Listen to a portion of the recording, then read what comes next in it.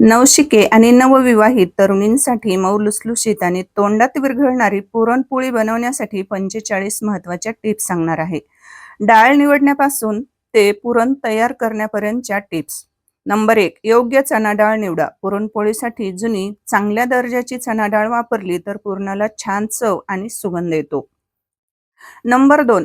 डाळ स्वच्छ धुवून घ्या. चणा डाळ 2-3 वेळा पाण्यात धुवून घेतल्याने धूळ आणि अशुद्धी निघून जाते. नंबर 3. डाळ भिजवून घ्या. डाळ कमीत कमी 2-3 तास भिजवली तर ती पटकन शिजते आणि पुरण मऊ होते. नंबर 4. डाळ जास्त शिजवू नका. डाळ अगदी लगदा होईपर्यंत शिजवली तर पुरण चिकट होते. डाळ फक्त मऊ शिजली पाहिजे. नंबर 5. शिजलेली डाळ पूर्ण गाळून घ्या. डाळीतील अतिरिक्त पाणी काढून घेतले तर पुरण घट्ट आणि स्वादिष्ट होते. नंबर 6. डाळीचे पाणी फेकू नका. या पाण्यापासून स्वादिष्ट आमटी बनवता येते. नंबर 7. गूळ चांगल्या प्रतीचा वापरा. गुळामुळे पुरणाला नैसर्गिक गोडवा आणि छान रंग येतो. नंबर 8. गूळ बारीक करून घ्या. गुळाचे मोठे तुकडे राहिले तर पुरण एकसारखे होत नाही. नंबर 9. गूळ आणि डाळ एकत्र शिजवताना मंद आच ठेवा. मंद आचेवर शिजवल्याने चव छान मिसळते. नंबर 10.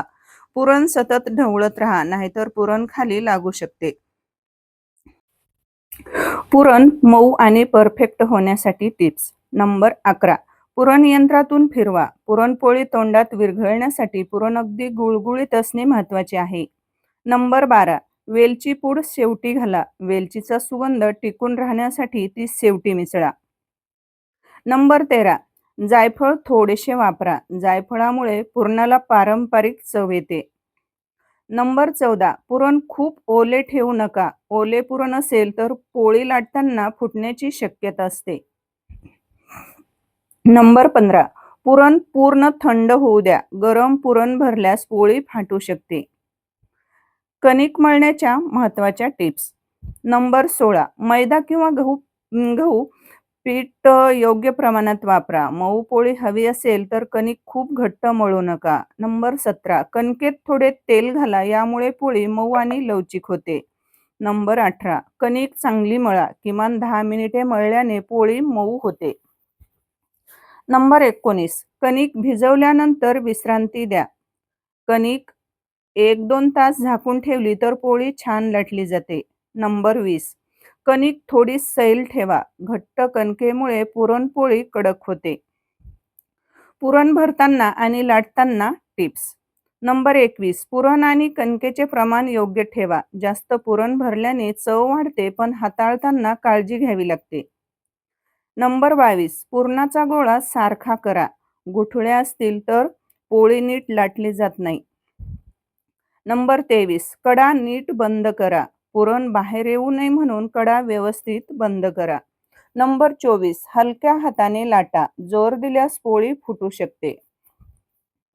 नंबर 25. तांदळाच्या पिठाचा वापर करा. लाटताना चिकटत असेल तर थोडे तांदळाचे पीठ वापरा. नंबर 26. पोळी मध्यम जाडीची ठेवा. खूप पातळ किंवा खूप जाड पोळी चांगली होत नाही. पोळी भाजताना महत्त्वाच्या टिप्स. नंबर 27. तवा योग्य गरम असावा. थंड तव्यावर पोळी टाकली तर ती कडक होऊ शकते. नंबर 28. मध्यम आचेवर भाजा. जास्त आचेवर बाहेरून भाजते पण आतून कच्ची राहू शकते. नंबर 29. दोन्ही बाजूस समान भाजा. छान सोनेरी डाग आले की पोळी तयार. नंबर 30. तूप योग्य वेळी लावा. गरम पोळीवर तूप लावल्याने ती अधिक मऊ होते. नंबर 31. भाजलेली पोळी लगेच झाकून ठेवा. यामुळे मऊपणा टिकतो. नवशिक्यांसाठी खास टिप्स. नंबर 32. पहिल्यांदा कमी प्रमाणात करून बघा. सराव झाल्यावर मोठ्या प्रमाणात बनवा. नंबर 33. पुरण खूप कोरडे झाले तर थोडे दूध किंवा तूप घाला. यामुळे पोत सुधारतो. नंबर 34. पुरण सैल झाले तर थोडे परतून घ्या. जास्त ओलावा कमी होतो. नंबर 35. पोळी फुटली तर घाबरू नका. थोडी कणिक लावून पुन्हा हलक्या हाताने लाटा. नंबर 36. हाताला थोडे तेल लावा. पुरणपोळी हाताळणे सोपे जाते. नंबर 37, पोळ्या बनवताना घाई करू नका. धीराने केल्यास प्रत्येक पोळी सुंदर होते. चव वाढवण्यासाठी खास घरगुती टिप्स. नंबर 38, साजूक तुपाचा वापर करा. तुपामुळे पुरणपोळीची खरी चव खुलते. नंबर 39, केशर किंवा जायफळाचा हलका वापर करा. सणासुदीचा सुगंध येतो. नंबर 40, गरम गरम पुरणपोळी दूध किंवा तुपासोबत सर्व्ह करा. चव अनेक पटीने वाढते. 41, उरलेले पुरण फेकू नका. त्यापासून लाडू, कटाची आमटी किंवा पराठे बनवता येतात. नंबर 42, पोळ्या थंड झाल्यावरही मऊ ठेवण्यासाठी डब्यात कापड ठेवा. ओलावा टिकून राहतो. नंबर 43, गॅसची आच नियंत्रित ठेवणे महत्त्वाचे आहे. हीच मऊ पोळीची एक मोठी गुरुकिल्ली आहे. नंबर 44, प्रत्येक टप्प्यावर स्वच्छता आणि संयम ठेवा. चांगल्या चवीसाठी हे खूप महत्त्वाचे आहे.